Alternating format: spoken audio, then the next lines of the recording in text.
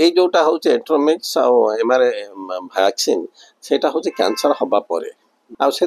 दाबी करुँच व्यवहार करने द्वारा साधारणतः ये जो कौन गोटे कर्कट रोग जो होती तार साइज कमी जाऊँगी अन्य जगह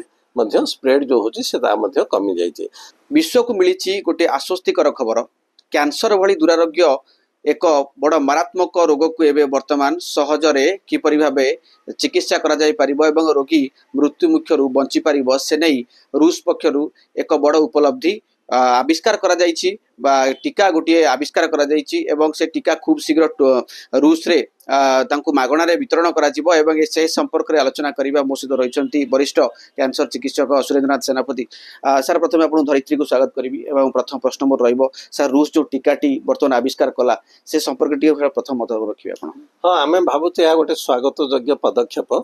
कारण आपण जो टीका विषय में आलोचना करछे टीका बा वैक्सीन से नेले आम बॉडी रे कौन हम ना गोटे प्रतिरोधक शक्ति डेवलप हो इम्यूनिटी डेवलप हो ताद्वारा जो भूताणु माने कर्कट रोग करूँ आउ से कर्कट रोग हम ना। द्वितीयतः यही वैक्सीन नवा द्वारा कौन होना बॉडी रो इम्यूनिटी सिस्टम कौन करियो ना कर्कट रोग को बा जीवाणु को मारिदेव। आपण उदाहरण स्वरूप आप जानते आम जोटा HPV वैक्सीन आम जो कहूँ 9 ରୁ 14 वर्ष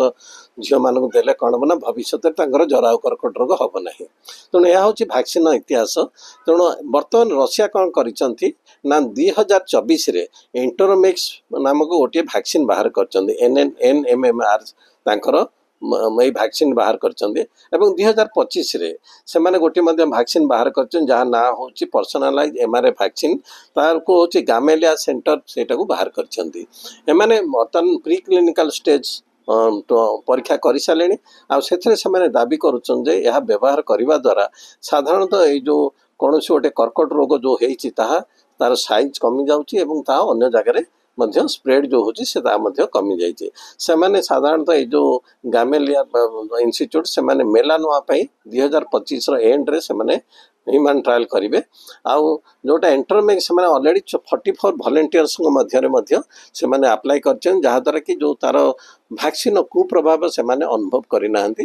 से दाबी कर जो ट्यूमर साइज कमुची अन्य जगह को स्प्रेड हो ना। अच्छा सर जो केतोटी पर्यायर जमी कैंसर विभिन्न प्रकार कैंसर रही तेज केतोटी कैंसर को प्रतिहत कर ना एमती सब किसी कैंसर को प्रतिहत कर ना बर्तमान से भेरी प्रीमाच्योर टू से माने आम बहुत प्रीमाच्योर क्लेम कर ना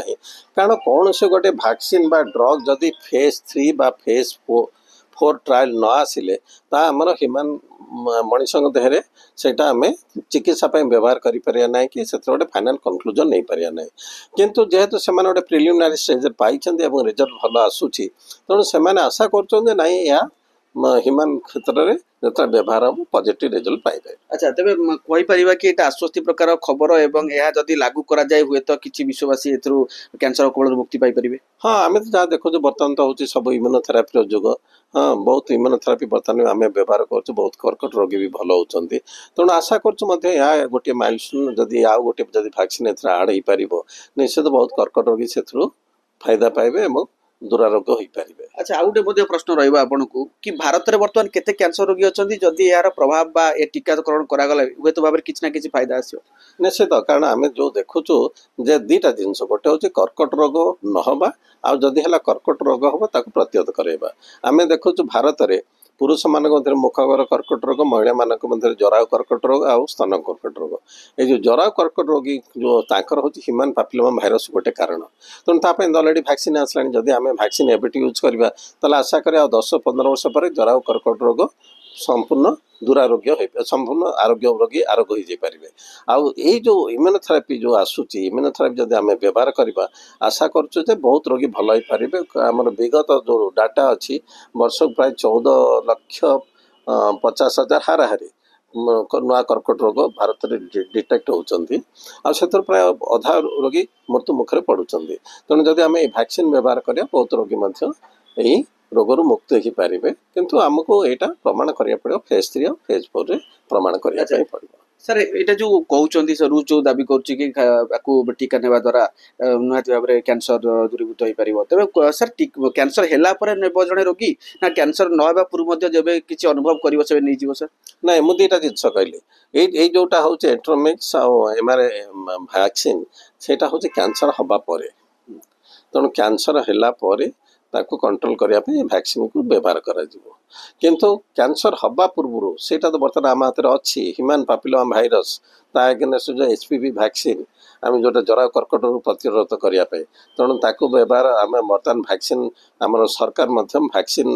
ପ୍ରାୟ ସବୁ ସ୍କୁଲରେ ଇଣ୍ଟ୍ରୋଡ୍ୟୁସ୍ କରିବା ପାଇଁ ପ୍ଲାନ୍ ରଖିଛନ୍ତି 9ରୁ 14 ବର୍ଷ ଯେଉଁ ଝିଅମାନେ ସେମାନେ ଭ୍ୟାକ୍ସିନ୍ ନେଲା ପରେ ଭବିଷ୍ୟତରେ ବାହା ହେଲା ପରେ ଯେତେବେଳେ ମନେକର ହ୍ୟୁମାନ୍ ପାପିଲୋମା ଭାଇରସ୍ ଇନଫେକ୍ସନ୍ ହେଲା ତାହେଲେ ସେମାନେ ସେଇ କର୍କଟ ରୋଗରୁ ମୁକ୍ତ ହୋଇପାରିବେ ଜରାୟୁ କର୍କଟ ରୋଗରୁ ମୁକ୍ତ ହୋଇପାରିବେ। सर बहुत बहुत धन्यवाद सर मो सहित रही सुरेंद्र सेनापति तमाम सूचना रखुते कि जो टीका आविष्कार करिछि रूस तबे से संपर्क में आलोचना करते कि वर्तमान सुधा क्लिनिकल ट्रायल सफलतार सहित शेष कर रूस एवं जो थर्ड फेज रही फोर्थ फेज रही जदि सफलतार सहित सी परीक्षण करें तो निहाती भाव में यहाँ विश्व एक बड़ उपलब्धि हे। कटक प्रभु कल्याण पाल, धरित्री लाइव।